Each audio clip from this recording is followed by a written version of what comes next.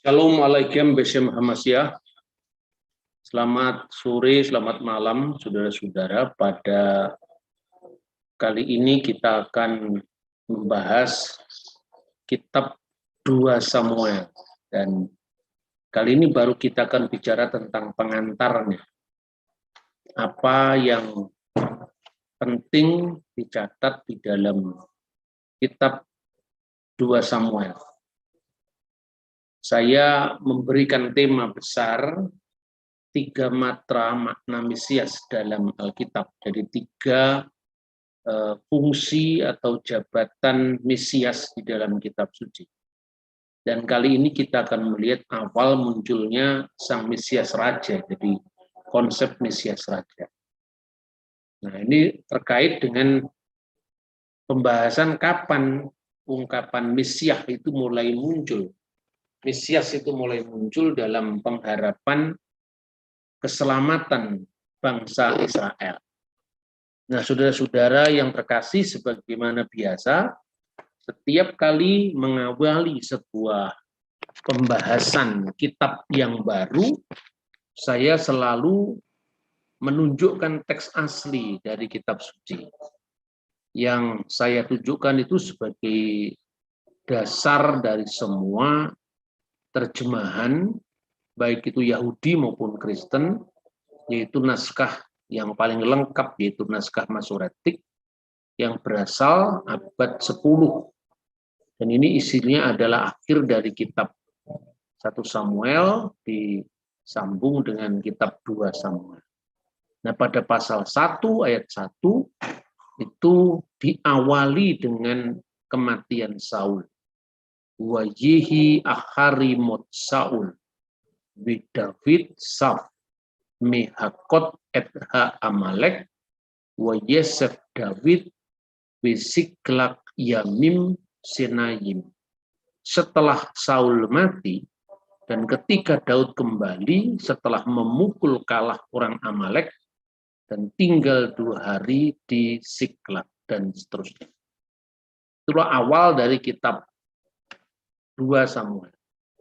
Lalu naskah yang lebih tua dari naskah ini, selain tentu terjemahan Septuaginta, beberapa edisi Targum, tetapi naskah yang sangat tua yang berasal dari bahasa Ibrani adalah naskah Laut Mati. Ini terdiri yang bagian kanan itu adalah kitab 2 Samuel yang memuat 2 Samuel pasal 12 ayat 13. Ini berasal dari tahun 150 sebelum Masehi. Ditemukan di gua keempat, Qumran, kode naskahnya 51. Nah, saudara-saudara, kita ingin mendasari pembahasan ini dan tentu pembahasan selanjutnya di minggu depan. Karena teks dari kitab Samuel itu awal munculnya gagasan Mesias, khususnya setelah kematian Raja Daud. Tapi ungkapan pertama kali Mesias, ya, yang berasal dari kata yang berkaitan dengan mengurapi, mengusap dengan minyak dalam konteks pelantikan Raja Israel. Dan tentu karena Israel dari zaman hakim-hakim kemudian masuk ke dalam zaman kerajaan, itu orang yang pertama diurapi sebagai raja adalah Saul, maka Saul disebut sebagai Mesias. Tapi ini Mesias dalam pengertian yang diurapi. Nantinya teks ini akan berkembang menjadi makna yang sifatnya soteriologis atau makna keselamatan. Jadi ketika Daud mendengar bahwa Saul itu sudah mati, ya, seperti awal dari kitab 2 Samuel, orang itu yang membunuh Saul itu mengaku bahwa dia telah membunuh Saul dengan memberitakan kabar kematian Saul. Maka disitulah muncul kata-kata Mesias Adonai. Aku telah membunuh orang yang diurapi Tuhan, orang yang diurapi Tuhan itu Mesias Adonai. Nah, Anoki mutati Mesias Adonai. Artinya aku telah membunuh Mesiasnya Allah, Mesiasnya Tuhan. Jadi ungkapan Mesias itu mula-mula memang berarti umum. Setiap orang yang diurapi Tuhan menjadi raja Israel. Bahkan itu juga diungkapkan untuk Kores Agung yang memberikan kebebasan kepada Bani Israel. Tapi itu tidak kita bahas sekarang ya. Ungkapan yang sama akhirnya juga diterapkan bagi Raja Daud. Karena Daudlah yang menggantikan Saul menjadi Raja Israel. Maka Daud berkata, Kimet Adonihem Saul. Kini Tuanmu Saul telah mati. Bigam oti masehu bet Yehuda limelek alehem. Maka aku telah diurapi oleh kaum Yehuda menjadi raja atas mereka. Nah, di mata umat Israel kepemimpinan Daud itu begitu idealnya, sekalipun tentu Daud punya kelemahan misalnya. Tapi berbeda dengan para penggantinya termasuk putranya sendiri yaitu Salomo, karena di masa Salomo itu kerajaannya terbelah menjadi dua. Israel yang di utara memisahkan diri dari kerajaan pusat di Yerusalem, dan itulah terjadi perpecahan pertama. Sehingga Salomo membawa Salomo membawa negara itu kepada disintegrasi. Apalagi ketika dua negara itu masing-masing berjalan dengan sejarahnya. Kerajaan Israel yang bertahan sampai tahun 722 sebelum Masehi itu mulai memisahkan diri itu tahun 903 sebelum Masehi. Kemudian kerajaan induknya yaitu Yehuda yang juga dengan dinamikanya pemerintahan tersendiri sampai tahun 586 sebelum Masehi ketika bangsa itu dibuang ke Babel. Maka sejarah raja-raja itu tidak ada yang sebesar Raja Daud. Makanya kemudian ada semacam perasaan rindu. Rindu akan munculnya kembali Raja Daud. Makanya kemudian itulah yang melahirkan konsep Mesias sebagai sang raja. Nah, itu awalnya seperti itu. Tentu itu semata-mata bukan perkembangan manusia, tetapi karena memang Tuhan mengizinkan peristiwa itu terjadi untuk mengajari umat manusia secara khusus melalui Israel tentang sosok sang Mesias yang akan datang, yang tidak lain adalah Sang Kristus, yaitu Putra Allah. Maka kemudian dalam konteks kerinduan akan datangnya Mesias Raja itu, kita mengenal Mazmur yang sangat terkenal yang ditulis Raja Daud sendiri, yang mengarahkan semuanya itu kepada Sang Mesias yang akan datang. Dan ini bukan sekedar tafsiran Kristen, tapi juga tafsiran rabi-rabi Yahudi yang misalnya bisa dibaca di Midrash Tehillim, semacam komentari terhadap kitab Mazmur. Ungkapan yang sangat terkenal. Neum Hashem Laduni. Jadi berfirmanlah Tuhan kepada Tuanku. Berfirmanlah Tuhan kepada Tuanku. Siapakah yang disebut Tuanku ini atau Adonai ini? Menurut Midrash Tehillim, dia adalah sang Raja Mesias yang akan datang. Lalu apa firmannya? Seflimini, duduklah di sebelah kananku, at-asid uyibeha hadom rikleha, sampai kubuat musuh-musuhmu menjadi tumpuan kakimu. Jadi tekanannya pada kata-kata seflimini, duduklah di sebelah kananku. Maka ungkapan ini dipertahankan oleh gereja dalam pengakuan iman yang duduk di sebelah kanan Allah Bapa. Jangan membayangkan ada dua kursi. Karena bicara tentang Tuhan itu bukan bicara sesuatu yang fisik. Duduk di sebelah kanan itu harus dilihat dari posisi Beit Hamikdas, Baitul Maqdis atau rumah suci atau bait Allah di Yerusalem. Di mana kalau kita lihat bangunan bait suci pada zaman Raja Daud, ya, memang tidak jauh berbeda dengan bangunan bait suci yang kedua yang disaksikan oleh Yesus, karena itu lebih lebar dan lebih besar dan lebih megah. Tapi intinya bait suci tetap memiliki ruangan Maha Kudus, ruangan kudus dan halaman. Nah, di ruangan Maha Kudus itu di sebelah kanannya adalah istana Daud. Nah, karena itu ketika Tuhan hadir bersekinah di ruangan Maha Kudus, maka ketika dia berfirman, duduklah di sebelah kananku, itu bukan membayangkan Tuhan memiliki fisik duduk di sebelah kiri dan Yesus di sebelah kanan, sama sekali tidak seperti itu. Karena Allah itu adalah roh, maka kita tidak bisa membayangkan Allah itu seperti fisik yang terbatas. Nah, kadang-kadang ini juga menjadi pertanyaan, apa bedanya Allah itu roh dan roh Allah? Ya tentu beda. Ketika kita mengatakan Allah itu roh, artinya Allah tidak terikat oleh ruang dan waktu. Dan konteksnya apa ucapan itu?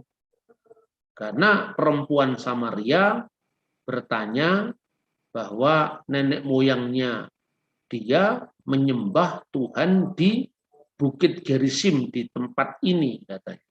Tapi nenek moyang Yesus, artinya nenek moyang Yesus secara manusia. Jangan berkata Tuhan kok punya nenek moyang, lah itu salah paham lagi. Atau pahamnya selalu salah, karena apa? Tidak mau mencari kebenaran, yang dicari pembenaran. Seringkali memang begitu.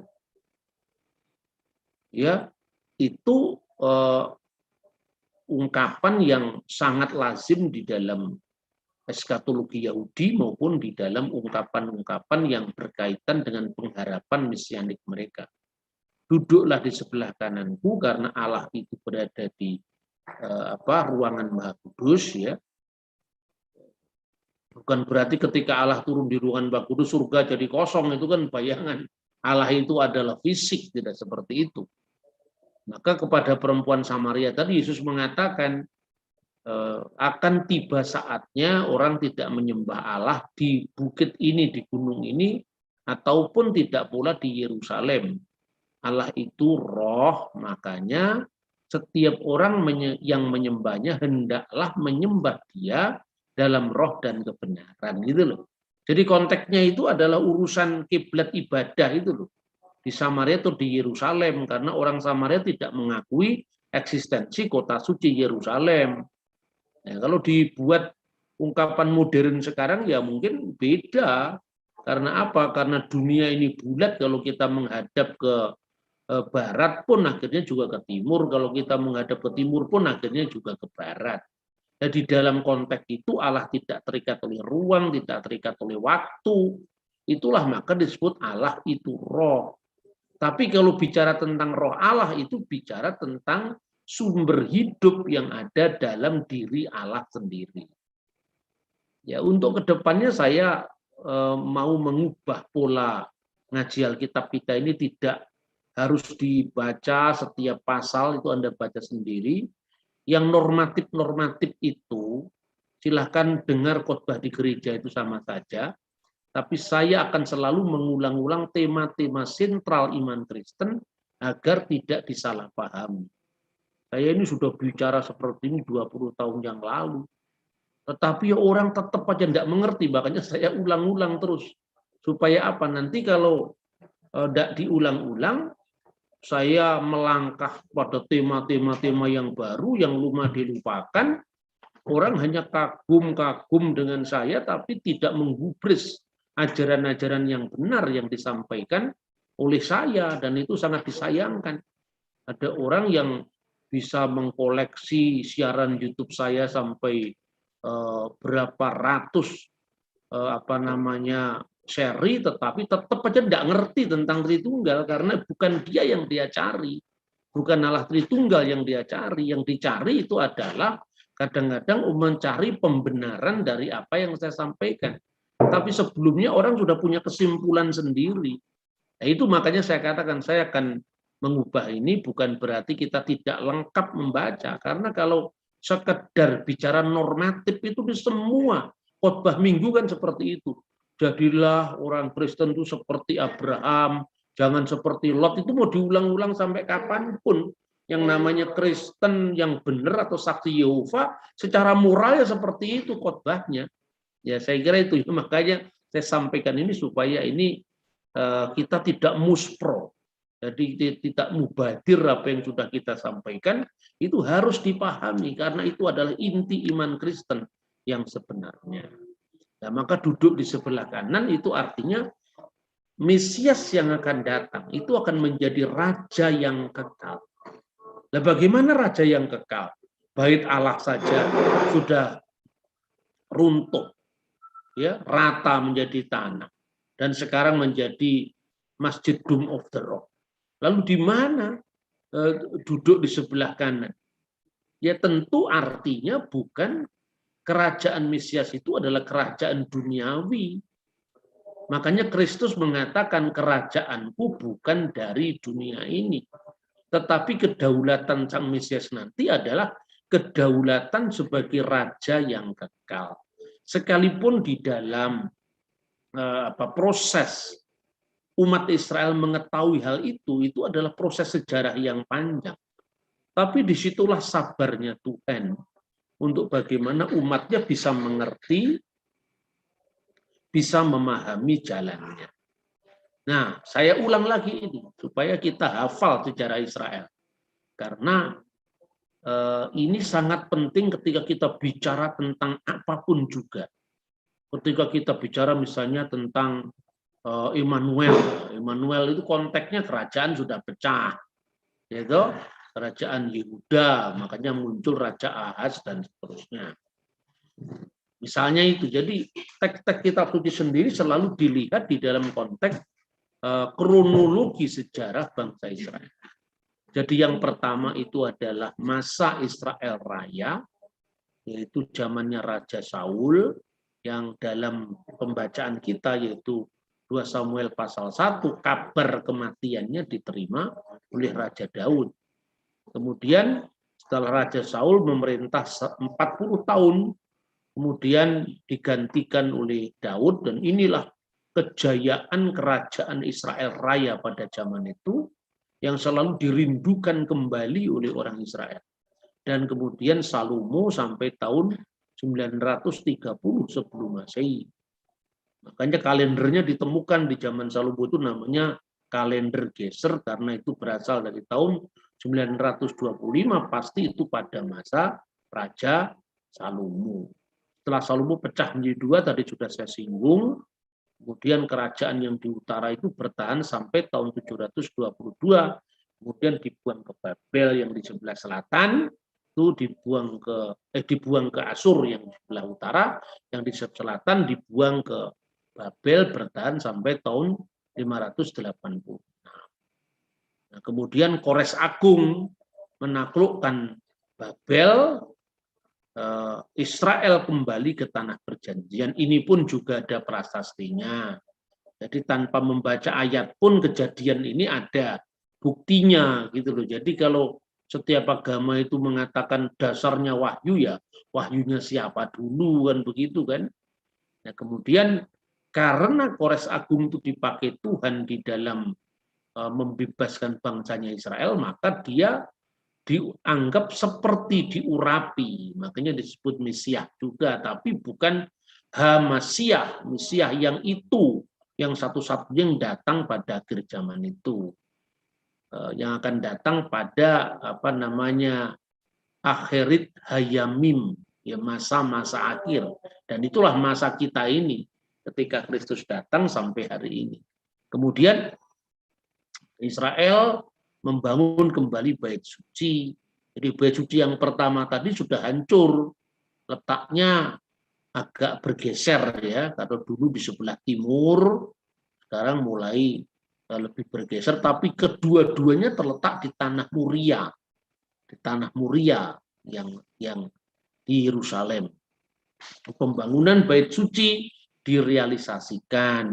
Nah, tadi kita bicara tentang Samaria, makanya orang Samaria ketika ditolak dalam pembangunan bait suci yang kedua itu dia marah, kemudian mendirikan bait Allah tandingan yang ada di Bukit Gerizim.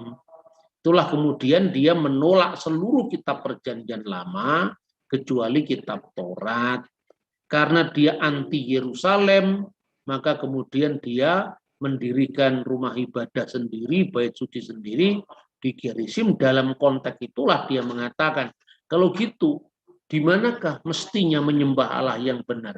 Di bukit ini, maksudnya di Bukit Gerizim, ataukah di Yerusalem? Lalu muncullah kata-kata Allah itu roh, ya. Diingat-ingat, dengan Allah itu roh itu tidak sama dengan roh Allah, itu maknanya. Nah, kita lanjutkan. Nah, kemudian dalam kitab Taurat kata Mesias itu belum muncul. Nah, ini yang menarik. Meskipun Alkitab mencatat pengharapan Israel akan keselamatan kekal, kabar mesianis pertama. Jadi ini pun diberi tanda kutip supaya orang tidak berpikir bahwa kata Mesias sudah muncul di kitab Kejadian pasal 3 ayat 15. Tapi ahli-ahli tafsir Yahudi maupun orang Kristen memahami Kejadian pasal 3 ayat 15 itu adalah kabar baik pertama setelah manusia jatuh ke dalam dosa, maka manusia akan ditebus. Ada keturunan perempuan yang akan meremukkan kepala ular. Makanya Yesus itulah sebetulnya keturunan dari perempuan itu.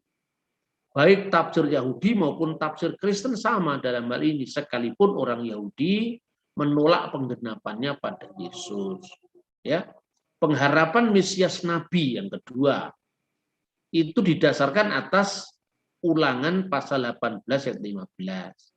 Itulah satu-satunya yang dipahami orang Samaria tentang sosok yang akan datang pada akhir zaman. Konteksnya bukan seperti pandangan Yahudi dan Kristen tentang Mesias yang akan menyelamatkan umat manusia, enggak. Tapi yang akan membawa rekonsiliasi antara orang Samaria, pecahan pertama Israel itu, dengan orang Yahudi yang di kerajaan selatan tadi. Makanya satu-satunya harapan orang Samaria tentang sosok yang akan datang itulah disebut nabi. Kenapa? Karena orang Samaria hanya mengenal tanda kutip Mesias nabi. Karena yang dibaca hanya Taurat Musa, nggak membaca 1-2 Samuel dan seterusnya. Di mana kata Mesias sendiri mulai muncul dalam kitab Samuel. Sementara di dalam kitab Taurat belum muncul makna seperti yang setegas dalam kitab Samuel dan nanti dikembangkan lagi di dalam kitab nabi-nabi maupun ketuvim atau tulisan-tulisan suci yang lain. Nah, oleh karena itu yang diharapkan oleh orang Samaria itu seorang nabi yang gelarnya adalah Nabi Taheb. Taheb itu artinya nabi yang membawa rekonsiliasi antara orang Samaria, sekali lagi sebagai pecahan pertama, sekte yang memisahkan diri pertama dari tubuh bangsa Israel, ya. Dan itu sesungguhnya orang Samaria itu keturunan Yusuf sebetulnya. Kemudian beliau berharap akan bersatu kembali dengan saudara-saudara Yahudi mereka yang di selatan. Makanya ketika Yesus berbicara pada perempuan Samaria itu mengerti Yesus bisa menyelidiki apa yang ada dalam hatinya. Makanya kemudian perempuan Samaria itu mengatakan, nyata sekarang padaku bahwa engkau seorang nabi. Seorang nabi ini bukan nabi dalam definisi orang yang menerima wahyu dan tidak wajib menyampaikan kepada umat. Nah, definisi tahun itu munculnya kapan? Ini definisi nabi menurut pengharapan orang Samaria, yaitu nabi akhir zaman, ya.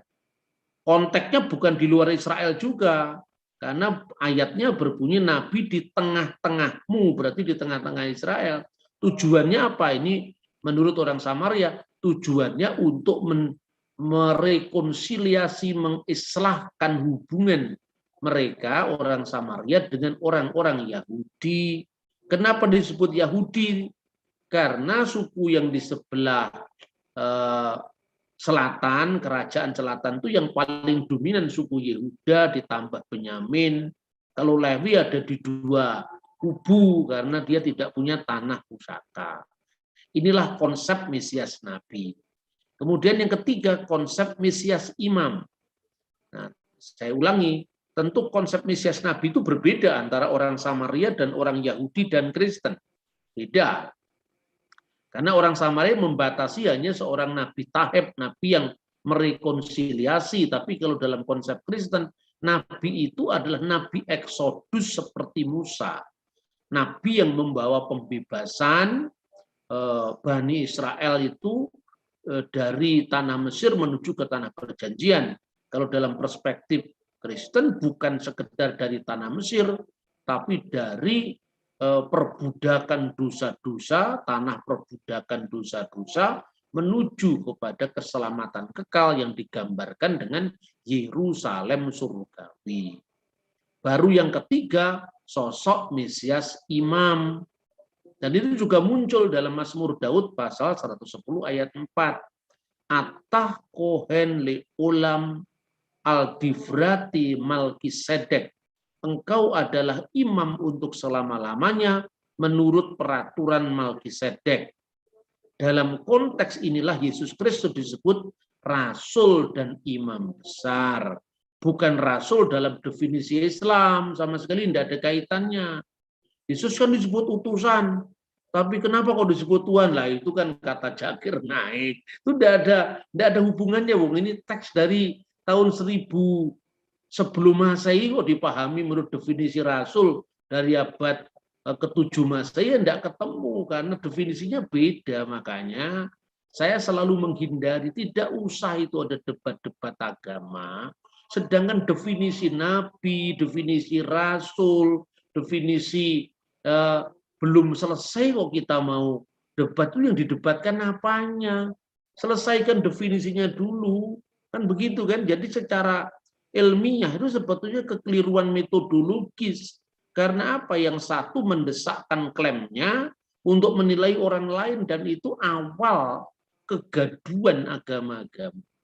Saya kira pendekatannya bukan pendekatan polemik tapi pendekatan dialog teologis seperti judul buku saya itu yang diterbitkan sejak tahun 2003. Wacana mitranya Profesor Dr. Kiai Haji Said Agil Siraj. Kan damai, kita berbeda tapi tidak bermusuhan, kita berbeda tapi bisa bersama-sama.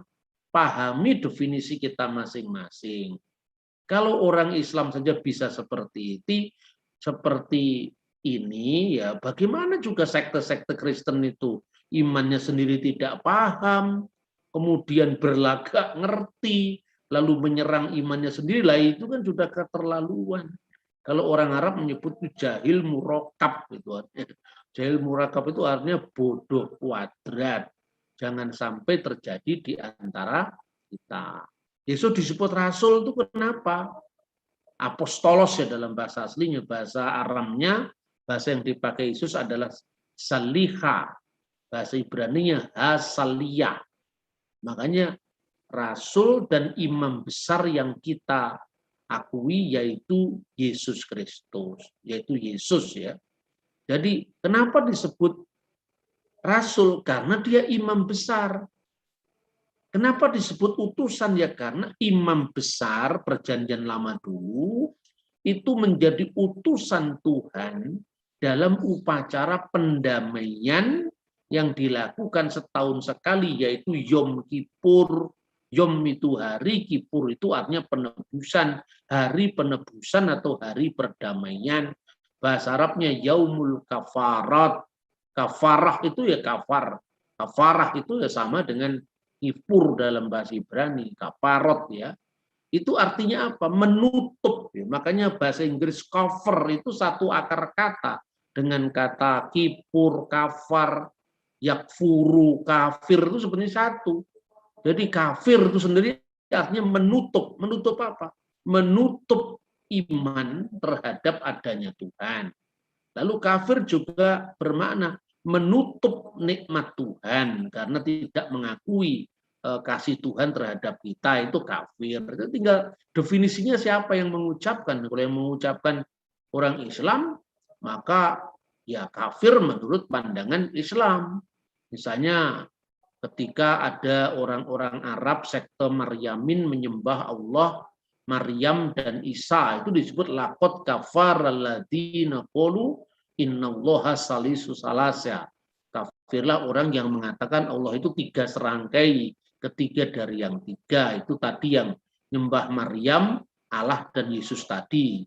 Itu sebelum zaman Islam sudah diungkap oleh seorang penulis yang bernama Epifanius dari Salamis, abad keempat itu sudah ada. Dan itu bukan ajaran Kristen. Kristen sendiri tidak pernah ada Tritunggal demi nama Bapa, Ibu, dan Anak, itu tidak pernah ada.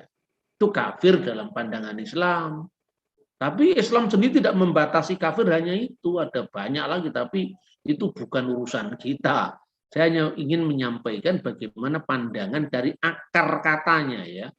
Kemudian kalau orang Kristen misalnya kata kapar, itu artinya juga mengingkari, memungkiri, menyangkal. Misalnya kita bisa membaca di dalam bahasa Aramaik ya, teks Pesita itu dalam 1 Yohanes pasal 2 ayat 22 itu berbunyi, Manu dagala, siapakah Dajjal itu?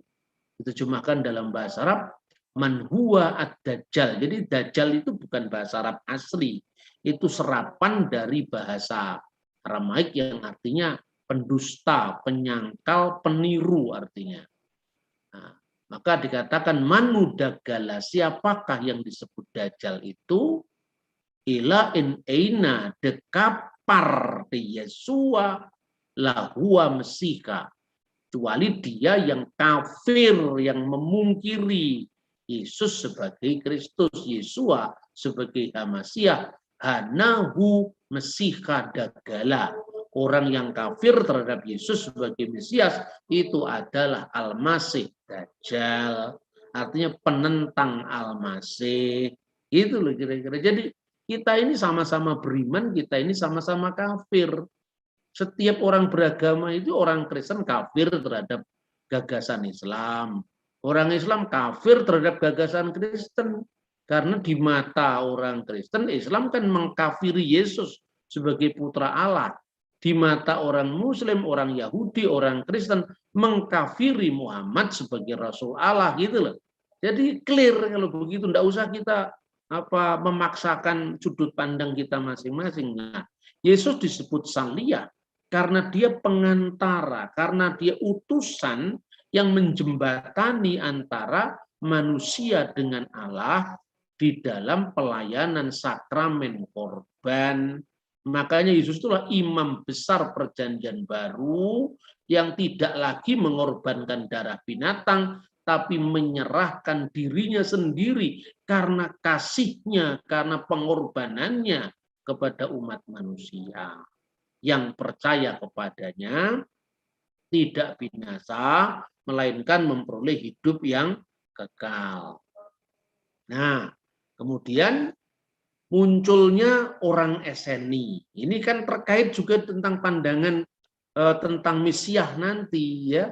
Setelah kemudian Israel kembali ke tanah perjanjian, ya masih ada peristiwa di mana kehidupan Esther dan Mordekai menghadapi kejahatan Haman, tetapi yang di zaman Israel Nehemia itu kitab Taurat dijadikan kembali sebagai pusat kerohanian bangsa Yahudi. Lalu bangsa Israel ini berada dalam kuasa asing lagi ketika Alexander Agung, Alexander the Great menguasai dunia Timur Tengah. Makanya kemudian di Alexandria mulai dikuasai, lalu di Syria dan wilayah Israel. Makanya kemudian pada masa Alexander Agung itu menguasai dunia tidak terutama dengan militer, beda dengan Roma. Makanya seorang filsuf Yahudi namanya Mark Dimon, dia mengatakan, ini filsuf Yahudi modern, kalau orang Romawi menguasai dunia dengan tentara, menguasai dunia dengan militer, kami orang Yahudi menguasai dunia dengan moralitas. Orang Yunani menguasai dunia dengan seks. Kenapa? Karena Alexander Agung itu mengirimkan tentaranya yang cakep-cakep untuk mengawini penduduk-penduduk setempat itu agar kebudayaannya dihelenisasikan secara damai. Karena helenisasi secara damai, maka Septuaginta diterbitkan. Jadi antara Yahudi dan antara Ibrani dan Yunani itu tidak selalu gap terus, tidak. Ada masanya damai, ada masanya saling melengkapi, tapi ada masanya konfrontasi. Masa damai itu masa harmonisnya antara kebudayaan Yahudi dan kebudayaan Yunani. Makanya Septuaginta diterjemahkan dalam bahasa Yunani. Jangan lagi orang mengatakan Yahudi, Ibrani bertentangan dengan Yunani. Sudahlah, tidak usah seperti itu. Baca buku lagi, ya. Karena apa? Bagaimana mungkin orang Yahudi setuju Bet Knesset disebut sinagoge? Sinagoge itu kan bahasa Yunani. Kapan itu dipakai? Kalau bukan pernah ada hubungan harmonis antara Yahudi dengan Yunani, ya kan? Menyebut misalnya Metatron, ya, Metatronos yang di atas takhta itu gelarnya Sang Mesias, itu kan bahasa Yunani juga. Jadi tidak usah mempersoalkan, mempertentangkan antara Yeshua HaMasyiah dengan Yesus Kristus, karena masanya kapan dulu. Orang Yahudi Helenis itu beda dengan Helenisme. Orang Yahudi yang berbahasa Yunani itu menjadi jemaat perjanjian baru juga. Di samping dengan orang Ibrani di Kisah Rasul itu loh. Orang Yahudi yang berbahasa Yunani itu misalnya Stefanus, Markus, Lukas, tapi orang Yahudi yang berbahasa Aram, Petrus, Andreas, gitu loh. Jadi kedua-duanya itu dilingkupi. Nah, tanpa membaca sketsa sejarah Israel secara utuh, kita memahami sejarah terpotong-potong.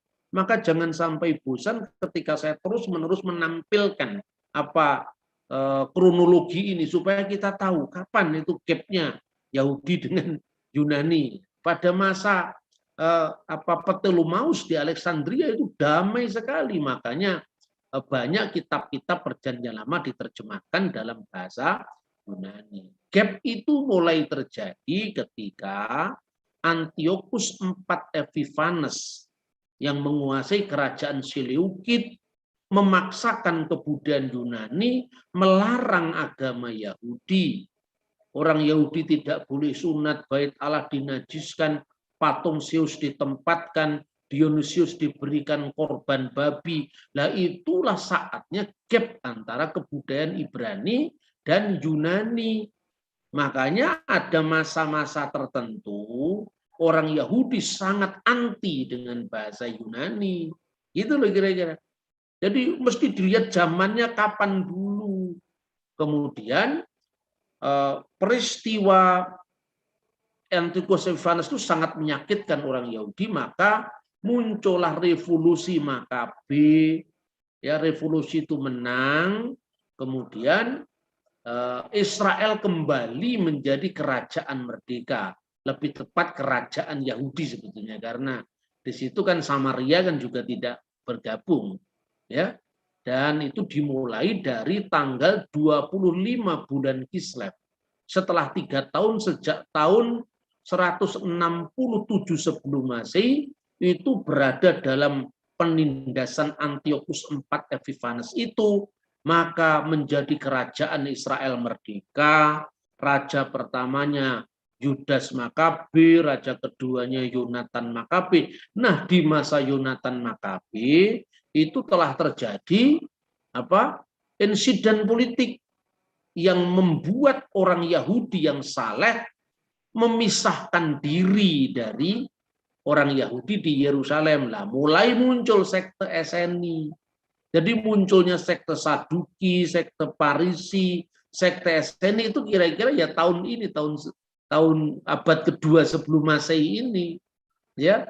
Kemudian sekte Eseni itu kenapa dia memisahkan diri? Karena imam besar yang mestinya diduduki oleh Onias keempat sematinya Onias ketiga yang beratas imam besar tiba-tiba direbut oleh Yonatan Makabe. Lebih menyakitkan lagi karena persekutuan jahatnya dengan anak dari Antiochus Epiphanes yang telah menajiskan bait suci. Itulah yang bernama Alexander Balas. Maka orang Yahudi sampai hari ini memperingati perayaan Hanukah, perayaan yang disebut pentahbisan kembali bait suci. Itu memperingati peristiwa Makabe seperti yang dicatat di dalam Yohanes pasal 10 ayat 22. Nah, saudara-saudara, lalu orang Eseni tadi dipimpin oleh yang bernama Onias keempat yang menjadi imam besar mestinya, tapi direbut oleh si Yonatan tadi. Makanya dia dengan seluruh pengikutnya memisahkan diri dan tinggal di Wadi Qumran. Itulah yang disebut sekte Eseni. Lalu meninggalkan bagi kita gulungan-gulungan laut mati yang dikenal dengan Dead Sea Scroll lebih populernya, isinya seluruh perjanjian lama. Kemudian dinasti Makabe terus sampai tahun 37 sebelum Masehi ketika Israel jatuh ke tangan Roma. Jadi pertama ada orang Israel Eseni, yang kedua ada sekte ada orang Yahudi Helenis. Orang Yahudi Helenis itu orang Yahudi yang damai dengan kebudayaan Yunani, pusatnya di Alexandria yang menghasilkan Septuaginta. Yang ketiga ada Eseni, Saduki, Parisi, lengkap. Makanya kalau lihat Yahudi jangan bloloen mata kita, harus dilihat itu Yahudi tahun berapa. Jangan kemudian kita hanya sekedar minder wardahai kompleks. Ya, ini sering kali karena firman Tuhan mengatakan umatku binasa karena kurang pengetahuan. Makanya pengetahuan itu perlu diasah, ya. Seperti itu, saudara-saudara. Kira-kira sketsanya seperti itu. Maka dengan kita memahami sketsa ini, kita kembali kepada perkembangan paham Mesiah tadi, yang itu istilahnya dimulai dari kitab 1-2 Samuel. Nah, itu yang pertama disebut sebagai protevangelium. Seperti ini yang ditulis dalam Midrash Bereshit Rabbah. Apa protevangelium? Proto itu pertama, evangelium itu kabar baik. Protevangelion artinya kabar baik perdana. Kabar baik itu apa? Aku akan mengadakan permusuhan antara engkau dan perempuan ini, antara keturunanmu dan keturunannya. Keturunannya akan meremukkan kepalamu dan engkau akan meremukkan tumitnya. Ya, siapa yang meremukkan tumitnya? Ular atau siapa yang akan meremukkan tumitnya anak dari sang perempuan tadi? Ular. Tapi siapa yang akan meremukkan kepala ular? Ya, anak dari sang perempuan tadi. Sang perempuan itulah Hawa, dan Hawa kedua itu Bunda Maria. Makanya Kristuslah yang disebut anak sang perempuan. Makanya di bawah salib Bunda Maria berdiri, Yesus mengatakan, inilah anakmu. Ya, artinya apa? Dia mengatakan, ibu inilah anakmu. Ibu perempuan, dia mengatakan, Gunai, inilah anakmu. Yesus berkata kepada meternya ibunya secara fisik, Gunai, wahai perempuan, itu teks aslinya, Gunai, inilah anakmu. Seolah Yesus mengatakan, jangan kamu bersedih. Sekarang kamu posisinya bukan sekedar sebagai meter, sebagai ibu secara fisik, tetapi engkaulah perempuan yang dipilih Tuhan Dan sekarang saat keselamatan terjadi, engkau menyaksikan dengan mata kepalamu sendiri. Makanya nubuatnya dalam Injil Lukas, sebilah pedang akan menembus jiwamu sendiri. Itulah pengorbanan Bunda Maria, ya, yang menjadi orang yang mendampingi keselamatan yang dilakukan oleh putranya. Jadi jangan alergi dengan Bunda Maria, gitu loh. Kita ini berteologi itu tidak boleh diwarnai kebencian, kebencian terhadap Katolik, kebencian terhadap Protestan, juga kebencian terhadap Islam. Kita tidak bisa ngomong Injil kalau kita membenci. Kita tidak bisa ngomong Injil kalau kita memupuk kebencian dalam diri kita, karena Injil itu disampaikan dengan kasih. Ketika pesan-pesan Injil disalut dengan kebencian, di situ terang bersatu dengan gelap. Karena apa? Mungkin gagasan verbalnya sama, tetapi gagasan verbal itu sudah ditumpangi oleh kuasa kegelapan. Akibatnya apa? Saling menghujat, saling mengutuk. Akibatnya kekristenan tidak ada bedanya dengan yang lain. Nah itu saudara-saudara. Nah kembali sekarang ke masalah semula, ya. Jadi pada kitab Kejadian belum ada kata Mesias, tapi gagasan mesianik sudah muncul berkaitan dengan sosok yang akan datang yang meremukkan kepala umat. Nah, kita simpulkan. Pertama, Mesias Nabi. Kaitannya apa Mesias Nabi?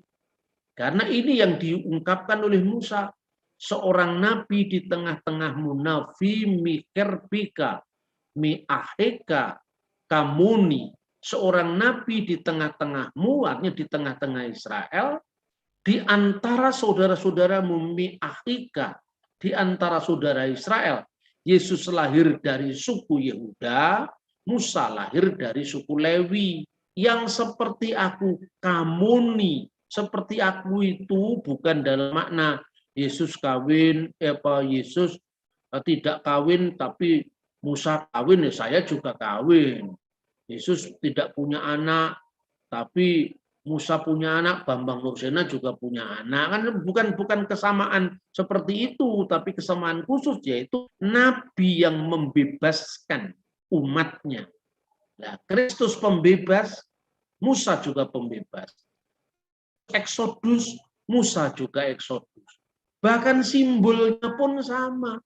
Istilahnya pun sama. Kita mau menjelang Paskah, toh yang disebut Paskah itu asalnya juga dari sini, yaitu konsep Mesias Nabi pembebas ini.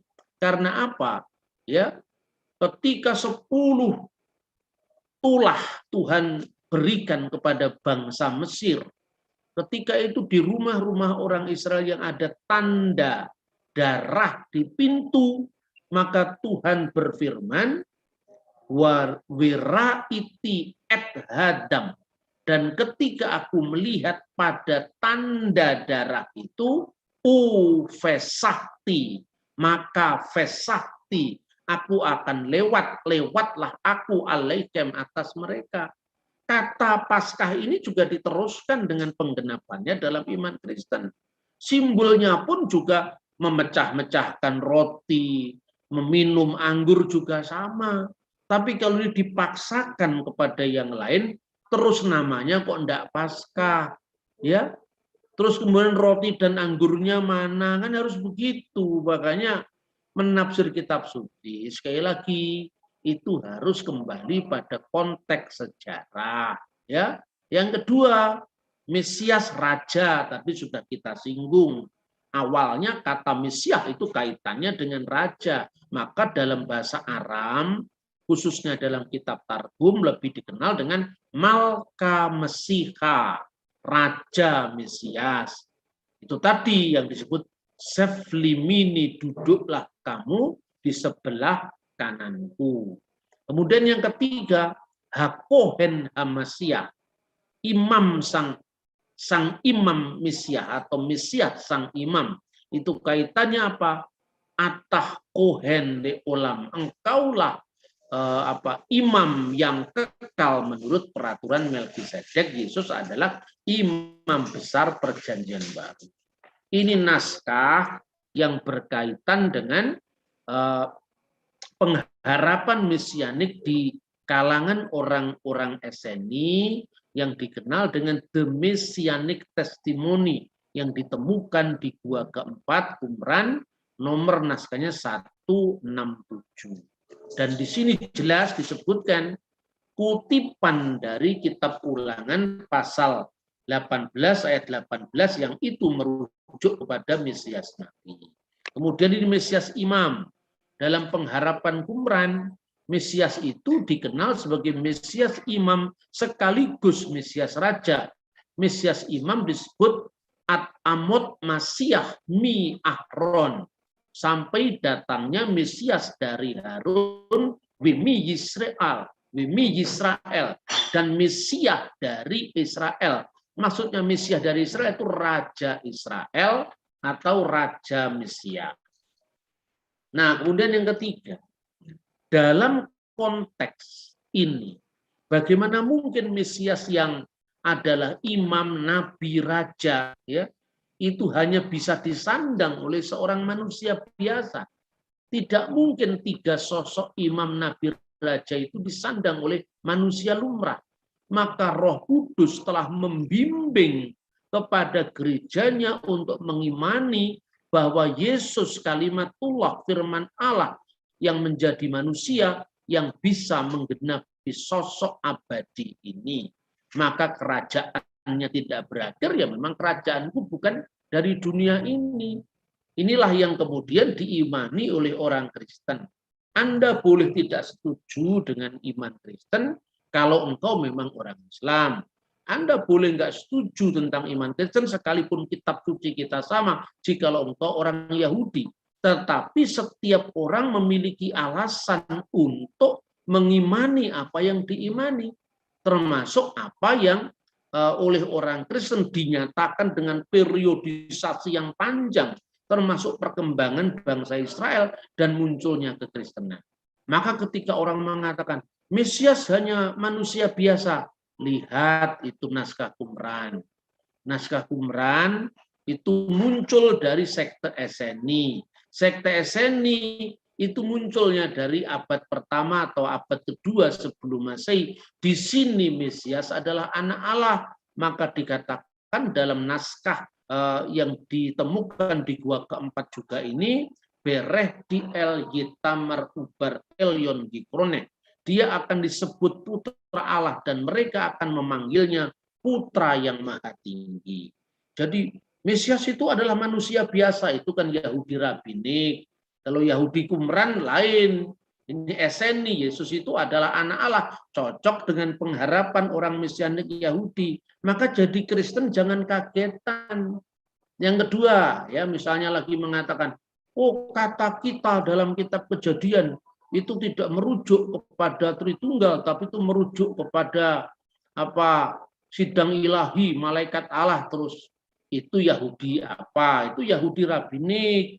Tapi kalau Anda membaca orang-orang Yahudi Helenik dari Alexandria, termasuk Philo, bahkan jejaknya sampai masih disebut di dalam misalnya Kejadian 1 ayat 27 di dalam Targum Yerusalem. Itu jelas bahwa Allah berbicara dengan firman-Nya sendiri. Makanya gereja dihantarkan oleh Roh Kudus pada pengakuan akan ketritunggalan Allah. Soal kemudian orang Yahudi rabbinik menafsirkan itu sebagai sidang ilahi, ya kita hormati, apalagi secara gramatika memang tidak ada masalah. Tapi menjadi masalah lebih dalam jika orang tanya kepada saya, kepada siapakah Pak Tuhan berfirman, marilah kita. Saya bilang, menurut kamu kepada siapa? Ya kepada malaikat. Nah sekarang, sebelum malaikat ada, terus Tuhan ngomong karo sopo. Sebelum malaikat ada, sebelum makhluknya ada, terus Tuhan berfirman kepada siapa? Ya tidak tahu, ya jangan ngomong kalau tidak tahu. Itu loh makanya beragama itu mesti mendalam, ya digalih. Digalih itu artinya dipikir secara etik. akar-akarnya. Makanya galih dalam bahasa Jawa itu artinya dalamnya kayu yang hitam itu loh. Kalau jati dalamnya ada galih, itu mesti seratnya bagus. Makanya menggalih itu lain daripada sekedar mikir dalam bahasa Jawa. Menggalih itu hanya berpikir sedalam-dalamnya. Berpikir secara falsafati. Maka jangan hanya ngomong bahasa, filsafatnya bagaimana, teologinya bagaimana gitu loh. Teolog kok kagetan. Nah, jangan kagetan, jangan gumunan. Itu kredonya ISCS 20 tahun yang lalu. Nah, kemudian Mesias itu mengatasi langit dan bumi loh. Ini konsep sebelum zaman Kristen itu. Hasemayim biha aret jisma'u lamasihu. Jisma'u lemasihu. Surga dan bumi mendengar kepada Mesiasnya. Inilah yang disebut konsep Mesias surga dan bumi. Ini pun ada di naskah Laut Mati. Nah, berdasarkan temuan-temuan arkeologi itu, maka Herschel Seng, seorang peneliti senior dari The Dead Sea Scroll, mengatakan seperti ini dalam bukunya Understanding the Dead Sea Scroll. Inilah kali pertama ungkapan anak Allah ditemukan dalam teks Palestina di luar Alkitab. Teks ini luar biasa pentingnya bagi semua ahli Perjanjian Baru untuk memahami latar belakang terminologi-terminologi Injil Lukas seperti anak yang maha tinggi, anak Allah, dan juga ditemukan di sepanjang ayat-ayat Perjanjian Baru. Sebelumnya, beberapa sarjana menyangka bahwa istilah anak yang maha tinggi, anak Allah, berasal dari filsafat Helenis di luar Palestina, filsafat Yunani di luar Palestina, dan menentukan perkembangan doktrin Kristen selanjutnya. Sekarang kita semua mengetahui bahwa istilah-istilah seperti itu ternyata merupakan bagian dari ajaran Kristen asli yang berakar pada lingkungan Yahudi sendiri. Tinggal Yahudi dari abad berapa. Begitu loh saudara-saudara, jangan jadi abad kedua, abad kelima, abad ke-11. Jadi ukuran kita mesti melihat menggalih, orang mung mikir bahasa Jawanya. Menggalih bukan sekedar mikir. Kalau mikir itu sekedar mikir utang, mikir lungo, ya numpak opo, itu mikir. Tapi kalau menggalih, itu sedalam-dalamnya seperti galihnya kayu jati itu loh. Nah, saudara-saudara, itulah yang kira-kira saya sampaikan tentang perkembangan konsep Mesias, Mesias imam, Mesias nabi, Mesias raja yang digenapi dalam sosok Sang Kristus, Tuhan dan Juru Selamat, Putra Allah yang hidup. Sekali lagi, jangan tanya lagi Allah beranak. Itu ajaran primitif yang tidak pernah ada dalam iman Kristen. Kalau Allah itu beranak secara fisik. Soal Anda tidak mengakui ajaran Kristen, ya mesti aja Anda bukan orang Kristen. Ya, seperti itu. Jadi negeri ini harus kita jaga, kita rawat, kita pelihara kemajemukannya agar tidak pecah berantakan. Dan orang-orang Kristen harus berada di arah-arahan terdepan untuk memelihara Indonesia. Kalau Anda tidak suka orang di luar Kristen ekstrim, Anda juga jangan mendukung orang ekstrim. Kalau Anda tidak setuju kekristenan itu diserang, juga jangan menyerang orang lain.